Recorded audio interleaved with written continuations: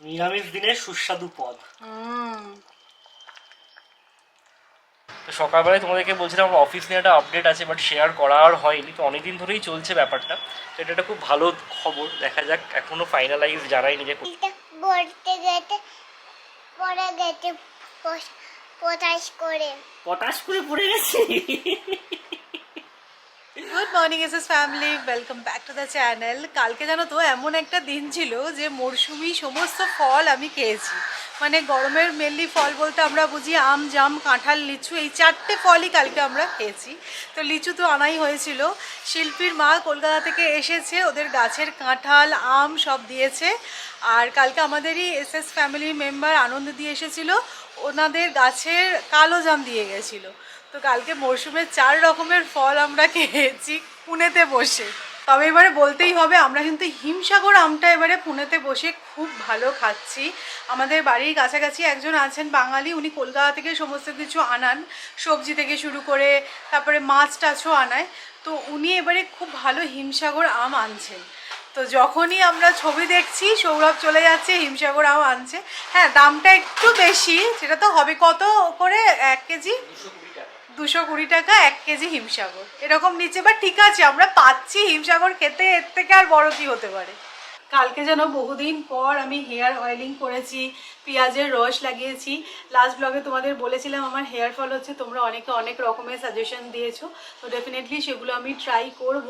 But কালকে দেখলাম পেঁয়াজের রসটা লাগিয়ে না বেশ উপকার হলো বলেই মনে হচ্ছে। আর আমি দেখছিলাম ইন্টারনেটে যে পেঁয়াজের রস যদি স্ক্যাল্পে লাগিয়ে মোটামুটি 20 to 30 মিনিটস রেখে দাও তাহলে হেয়ার ফল কন্ট্রোল হয়। তো সেটা তো করেইছি, দেখবো অনেক সময় না অয়েলিং করা পসিবল হয় না, বাট এটা তো বাড়ির কাজ করতে করতেই অ্যাপ্লাই করে নেওয়া যায়। আর এমনি তো এর মাঝে যেহেতু আমার হেয়ার ট্রিটমেন্ট ছিল, তাই জন্য আর হেয়ার অয়েলিং বলো বা এই সমস্ত ঘরোয়া যে সমস্ত নুস্খা সেগুলো আর অ্যাপ্লাই করা হতো না। বাট প্রায় 1 বছর হয়ে গেছে আমি কোনো রকম হেয়ার ট্রিটমেন্ট করাচ্ছি না, হেয়ার কালার করাচ্ছি না। তো সেই জন্য আমার মনে হলো যে এইগুলো অ্যাপ্লাই করে দেখা যাক। তো এই আর কি, আমার তো মনে হচ্ছে বেশ হেলদি লাগছে হেয়ারটা। তুমি আমের দাম বললো না হয় ঠিক আছে, 220 টাকা কিলো হিমসাগর কলকাতা থেকে নিয়ে আসছে। এখানে কালো জামের দাম জানো কত টাকা? 400 টাকা কিলো, মানে 100 টাকা পাও কিলো দেয়। মানে আমি তো জাস্ট অবাক। উল্টে এখানে প্রচুর কালো জামের গাছ আছে, আমি রাস্তাতে যেতে আসতে দেখি গাছ থেকে কালো জামগুলো পড়ে মাটিতে পিষে যাচ্ছে, কেউ খাচ্ছে, ওরা কি করছে ভগবান জানে। বাট দাম হচ্ছে আকাশ ছোঁয়া। 400 টাকা কিলো কালো জাম, ভাবা যায় জাস্ট। আমাদের এই ক্যাবিনেটটা খুব নোংরা হয়েছে, তো আজকে আমার দায়িত্ব ছিল এটা পরিষ্কার করার। খুব সুন্দর ক্লিন হয়েছে। তো আমি এই ক্লিনারটা ইউজ করি, অল ক্লিন বলে। এটা লেখা আছে কিচেন ডিগ্রিজার, বাট সব জায়গাতেই ইউজ করা যায়, বাট একটু স্ট্রং আছে, একটু ডাইলুট করে নিতে হয়। খুব ভালো এটা, অনলাইনে পেয়ে যাবে। এটা দিয়ে পরিষ্কার করলাম, খুব সুন্দর পরিষ্কার হয়েছে। সানডে হইয়া মানডে, ঠান্ডু হয়ে মন্দে রস খা আন্দে। তোদের এখন ডিম খাচ্ছে। ব্রেকফাস্টে কি বানাবো? পাউরুটি বানাও। পাউরুটি কি দিয়ে খাবে? পাউরুটি আর কি দিয়ে? পাউরুটি দিয়ে খাও। আজকে মঙ্গলবার, এদি চাপ বলতে পারবো না, যেটা অমলেট করে দাও পাউরুটি দিয়ে খেয়ে নি, সেটা পাউরুটি দিয়ে খাবো আজকে আমি। এই ব্রেকফাস্টে কি হবে? সৌমি যখনই আমাকে জিজ্ঞাসা করে পুরো ব্ল্যাঙ্ক লাগে। সৌমির পুরো ব্ল্যাঙ্ক। বলে লাঞ্চে কি বানাবো আজকে? তোমার যখন শুধু ব্রেকফাস্টেই ব্ল্যাঙ্ক লাগে তাহলে লাঞ্চের আইডিয়াটা দিতে পারবে না, সত্যি কথা, বাড়ির যারা হোম মিনিস্টার তাদের কিন্তু এটা একটা বড় চাপ, কি রান্না হবে। সত্যি কথা। একটা কথা আছে জানো তো, বাড়িতে বাচ্চা থাকলে বড়দের মাঝে মাঝে মানসিক ভারসাম্য হারিয়ে যায়, তাই না? এত ভাবনা চিন্তার পর আমি ভাবলাম যে কর্ন আছে, তো কর্ন স্যান্ডউইচ করি। তো কর্নটাকে একটু বয়েল করে নিয়েছি, টমেটো মেয়োনিজ দিয়েছি। এরপরে যে চিলি ফ্লেক্স দেবো সেটা না দিয়ে আমি কাঁচা লঙ্কা কুচিয়ে দিয়ে দিয়েছি। তো আমাদের ভেজ স্যান্ডউইচ হয়ে গেছে আজকে ব্রেকফাস্টে। দেখলে কি করব করে ভালো রান্না হয়ে গেল। মাথা থেকে বার করতে হয়, তাই না? কে বার করেছে? যাই হোক, আরেকজনকে দেখো এখানে সমানে লাফিয়ে যাচ্ছে। এই তোজো, এদিকে আয়। তোজো, তুমি নতুন কোনো রাইমস শিখেছো?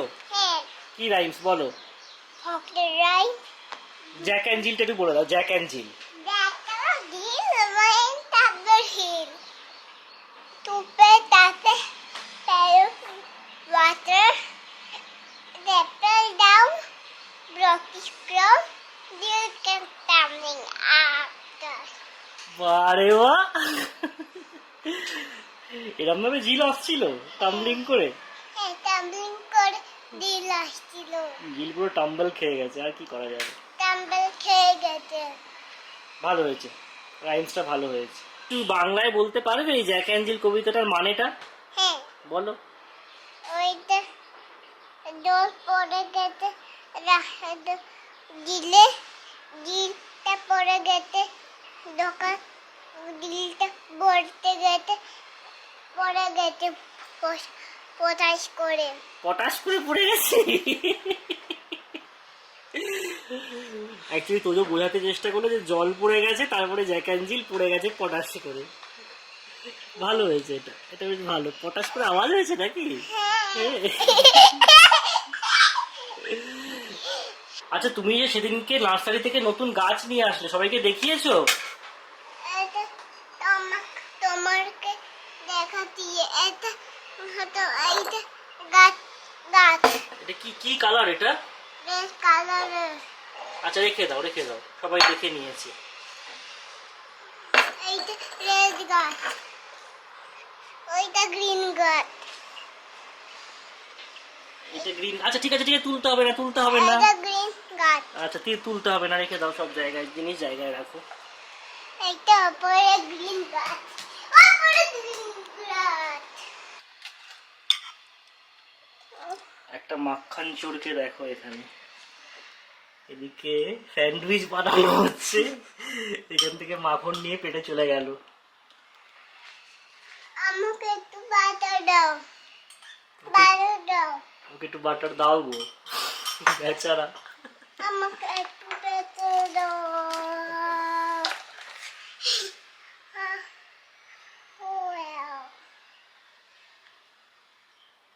তোমাদের মধ্যে থেকে কেউ একটা কালকের ভিডিওতে কমেন্ট করেছিলে যে তোজো এখনো ঠিক করে কথা বলতে শিখলো না, আধো আধো কথা বলছে, এর মধ্যে তোমরা ওকে রাইমস শেখাচ্ছ।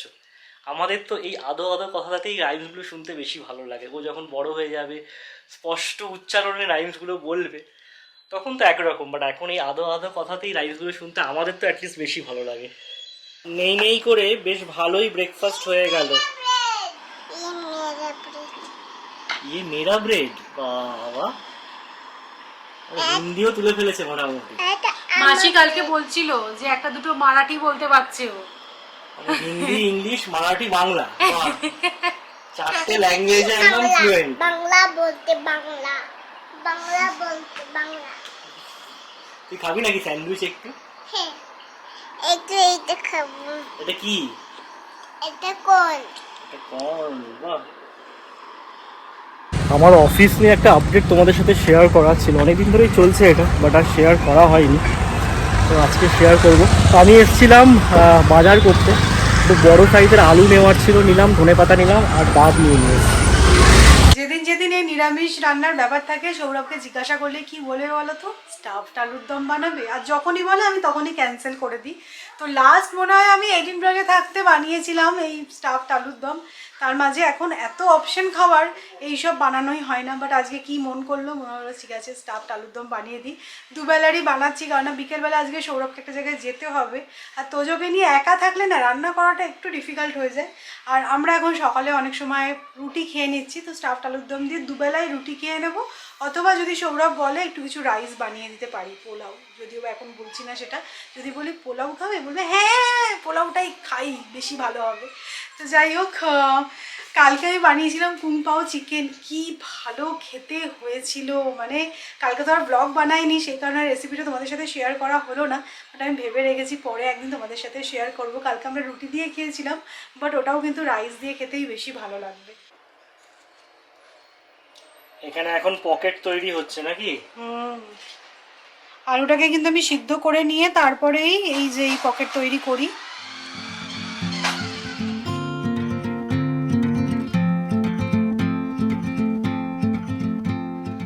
এই যে আলুর পকেট রেডি করা হয়ে গেছে, তোমরা কতটা বুঝতে পারছো জানি না, বাট এই আলুগুলো কিন্তু বেশ জাম্বো সাইজের।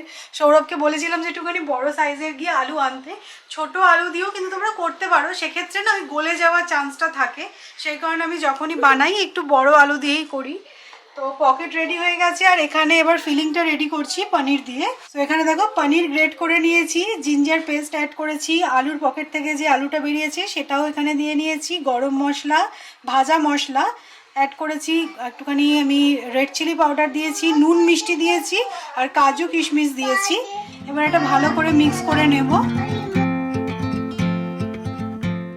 এবার না বেশ চেপে চেপে পুরটাকে ভরে দেবো।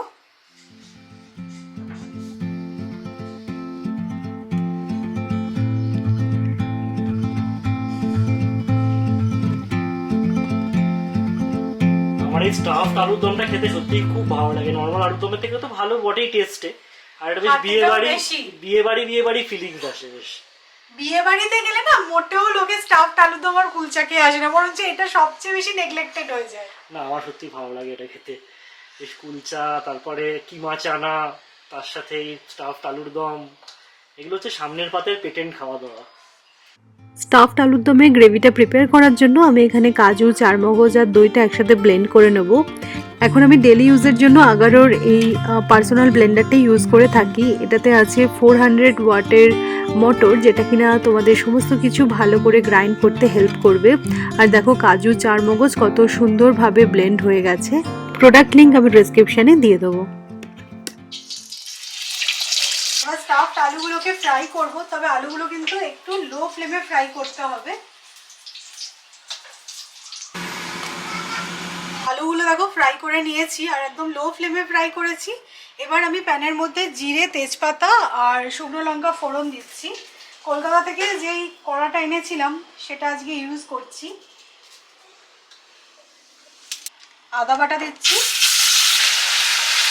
এবার এর মধ্যে কাজু, চারমগজ আর দইয়ের এই পেস্টটা অ্যাড করে দেবো। এবার একই সাথে এর মধ্যে ড্রাই স্পাইসেস দিচ্ছি, হলুদ গুঁড়ো, লঙ্কা গুঁড়ো, জিরে গুঁড়ো, ভালো একটা কালারের জন্য দিচ্ছি কাশ্মীরি রেড চিলি পাউডার, আর এবার স্বাদ মতো নুন আর মিষ্টি দেবো। তোমরা এই গ্রেভিটা কিন্তু তোমাদের মনের মতন করেও বানাতে পারো, মানে তোমরা এর মধ্যে টমেটো দিয়েও বানাতে পারো যদি দই না দিতে চাও। আর আমি এর মধ্যে একটুখানি ক্রিম দেবো, তাহলে ওই রিচ ফ্লেভারটা আসবে, মানে ওই যে সৌরভ বললো বিয়ে বাড়ির স্টাইল, সেই জন্য আর কি। তো ভালো করে কষিয়ে নিয়ে এবার আমি এখানে ক্রিম অ্যাড করছি। একটু কিন্তু জল দিয়ে আলুটা দিয়ে ফোটাতে হবে, তা না হলে ভালো লাগবে না খেতে। এটা দেখে মনে হচ্ছে হয়তো একটুখানি ডিফিকাল্ট, বাট খেতে তো ডেফিনেটলি ভালো হয়, আর খুব বেশি এফর্ট লাগলো না, হয়ে গেল। যাই হোক, তোমার মনস্কামনা আমি পূর্ণ করেছি। তুমি যখন বললে না যে হয়ে গেল, খুব বেশি এফর্ট না, আমার মনে মনে একটা শান্তি লাগলো, না খুব বেশি খাটাইনি। সো আলুগুলো এবার দিয়ে দিচ্ছি, আর চেষ্টা করবে আলুগুলোকে এইভাবে রাখতে যাতে পুরের দিকটা ওপর দিকে থাকে। যদিও বা ভালো করে ফ্রাই হয়ে গেছে, সেরকম কিছু ব্যাপার নয়। সো একটু কাজু বাদাম ছিল কোচানো, সেটাই দিয়ে দিয়েছি, আর লাস্টে ঘি গরম মশলা দিয়ে দেবো, ব্যাস দ্যাটস ইট। এটা না একটু চাপা দিয়ে এখন হতে দেবো, তাহলে আর কি গ্রেভিটাই পুরের মধ্যে ঢুকবে। দেখতে কিন্তু হেভি হয়েছে বলো। নিরামিষ দিনের সুস্বাদু পদ। আজ আমার জবা গাছে 2টো জবা ফুল ফুটেছে দেখো। জাস্ট আমরা লাঞ্চ করে উঠলাম, দেখলাম যে ওয়েদারটা চেঞ্জ হয়ে গেল, এখানে ধুলো ঝড় হচ্ছে, বৃষ্টি তো হচ্ছে না, কি সাংঘাতিক লেভেলের ঝড় উঠেছে দেখো। এতটা পরিমাণে হাওয়া দিচ্ছে যে এই যে সামনে বলছিলাম না বাসা বেঁধেছে কাকের, কাকটা কি করছে, এত কষ্ট হচ্ছে। ওই দিক থেকে বলছে বৃষ্টি হচ্ছে কি জানি না, বাট ওয়েদারটা পুরো চেঞ্জ হয়ে গেল। হাওয়া। দুপুরবেলা অনেক সাজুগুজু করলো বটে, বাট আলটিমেটলি বৃষ্টি তো হলো না। কোথাও কোথাও হয়েছে, কারণ ঠান্ডা হাওয়া দিচ্ছে, আর ফেসবুকেও দেখছিলাম বলছে পুনে এয়ারপোর্টে নাকি বৃষ্টি হয়েছে। যাই হোক, আসবে করছে সে, বাট এসে আর পৌঁছচ্ছে না, কবে আসবে কে জানে। এমনিতে ওয়েদার রিপোর্টে তো দেখাচ্ছে যে কাল পরশু থেকে লাগাতার বৃষ্টি, দেখা যাক কি হয়। তো সকালবেলায় তোমাদেরকে বলছিলাম আমার অফিস নিয়ে একটা আপডেট আছে, বাট শেয়ার করা আর হয়নি, তো অনেকদিন ধরেই চলছে ব্যাপারটা। তো আমার পুনেতে অফিসের যে লোকেশনটা সেটা হচ্ছে কি তালাগড়ে বলে একটা জায়গাটা, এমআইডিসি, যেটা শহর থেকে একটু দূরে, মানে আমরা যেখানে থাকি সেখান থেকে প্রায় 16-17 কিলোমিটার, যেতে 40-45 মিনিট মতো লেগে যায়। মানে মাঝে মাঝে যখন অফিস যাই অনেকটাই ট্রাভেল করতে হয়, বাট জায়গাটা খুব সুন্দর, যেহেতু শহর থেকে বাইরে এত সুন্দর রিসর্টের মতো, তোমাদেরকে দেখিয়েওছি। বাট প্রবলেমটা হচ্ছে কি এখন যেহেতু বেশিরভাগই সবাই ওয়ার্ক ফ্রম হোম করছে, ফুটপ্রিন্ট খুব কম আর জায়গাটা হিউজ। তোমার অফিস ভাবছে যে অন্য কোথাও শিফট করবে, তো সেই নিয়েই আর কি। আমার ট্রেনিং যেটা চলছিল সেটাও 2 সপ্তাহের জন্য একটুখানি বন্ধ ছিল। আমরা ভাবছি শিফট করবো হচ্ছে কি হিঞ্জেবাড়িতে। তো এটা তো একটা খুব ভালো সাইন, কারণ হিঞ্জেবাড়ি হচ্ছে আমার বাড়ি থেকে যেখানে এখন থাকি সেখান থেকে হার্ডলি 20 মিনিটস। মানে যদি হিঞ্জেবাড়িতে চলে আসে খুব ভালো হয়। যত বাড়ি না কেন যেতে হোক না কেন, হ্যাঁ ট্রাভেলিং টাইমটা অনেকটাই কমে যাক। তো এটা একটা খুব ভালো খবর। দেখা যাক, এখনও ফাইনালাইজ জানাই নিজে কোথায় শিফট হচ্ছে বাট যতটা খবর পাচ্ছি হিঞ্জেবাড়িতে হচ্ছে, আর হিঞ্জেবাড়ি হলে আমাদের জন্য খুব ভালো হবে। এখন যেখানে আছি সেটা তো যেমন তেমন, বাট আমরা যখন নতুন প্রপার্টি খুঁজছিলাম এটা একটা কনসার্ন ছিল। বাট হিঞ্জেবাড়ি যদি হয়ে যায়, এই সমস্ত এরিয়াতে আমরা প্রপার্টি খুঁজছি সেখান থেকেও কাছে হয়ে যাবে আমার অফিস। এরকম আলো থাকতে থাকতে চা খেতে তোমরা আমাদেরকে খুব রেয়ারলি দেখবে। তো সৌরভ অ্যাকচুয়ালি বেরোবে, সেই কারণে চাটা বানিয়ে নিচ্ছি, চা খেয়ে বেরোবে।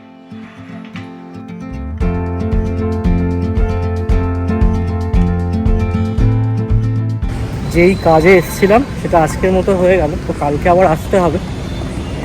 বাট হ্যাঁ, সাকসেসফুলি ডান। সৌরভ তো বেশ কিছুক্ষণ হলো বেরিয়ে গেছে, আমি এখানে বসে বসে এখন এডিটিং করছি। তো এসএস আনকাটে এই শর্টস ভিডিওটা যাবে, তো সেটারই এখন এডিটিং চলছে। এই জাস্ট বাড়ি ফিরলাম, বেজে গেছে প্রায় 10টা।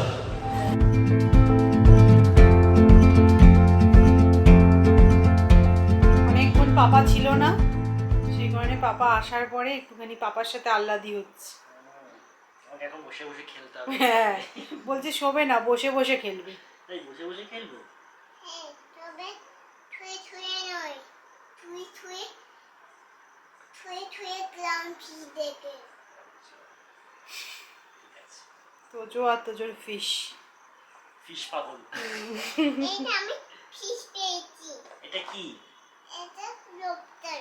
অ্যাকচুয়ালি আমার এক ফ্রেন্ডের ওয়াইফের কালকে অপারেশন, তো সার্জারি স্কেডিউলই ছিল, তো সেই কারণে আর কি আজকে অ্যাডমিট করার ব্যাপার ছিল। তো আমি গেছিলাম, তো কালকে তো যাবোই যেহেতু কালকে ওটি আছে। তো আজকে অ্যাডমিশনের সময় মনে হলো যে ওর পাশে গিয়ে দাঁড়ালে ভালো হবে। যাই হোক, সমস্ত কিছু ঠিকঠাকভাবে হয়ে গেছে। হোপ ফর দ্য বেস্ট, কালকে অপারেশনও ঠিকঠাকভাবেই হয়ে যাবে। সকালে আজকে রুটি দিয়ে খাওয়া হয়েছিল বলে সৌরভ রিভিউ দেয়নি। না, সব কিছু তো ব্যাপার আছে নাকি। স্টাফড আলু তার সাথে রুটি ঠিক জমে না। পরোটা বানিয়েছি ওই জন্য সৌমিকে দিয়ে। যদিও বা এটা আটারই পরোটা, একটুখানি তেল দিয়ে সেঁকে দিয়েছি আর ত্রিকোণা করে বেলেছি। এবার রিভিউটা দাও। দারুণ হয়ে যাবে। আলুটা তো খুব সুন্দর সেদ্ধ হয়েছে, আর স্টাফিংয়ের টেস্টটাও খুব ভালো হয়েছে। পুরো বিয়ে বাড়ি ফিরে দিচ্ছি। তবে আমার ডিনারটা কিন্তু বেশ ইন্টারেস্টিং। তো আমি এখানে ডালিয়া আর একটু মুগের ডাল সিদ্ধ করে নিয়েছি, আর তার মধ্যে কুমড়ো আর পটল দিয়ে দিয়েছি। এটা হচ্ছে আমার ডিনার।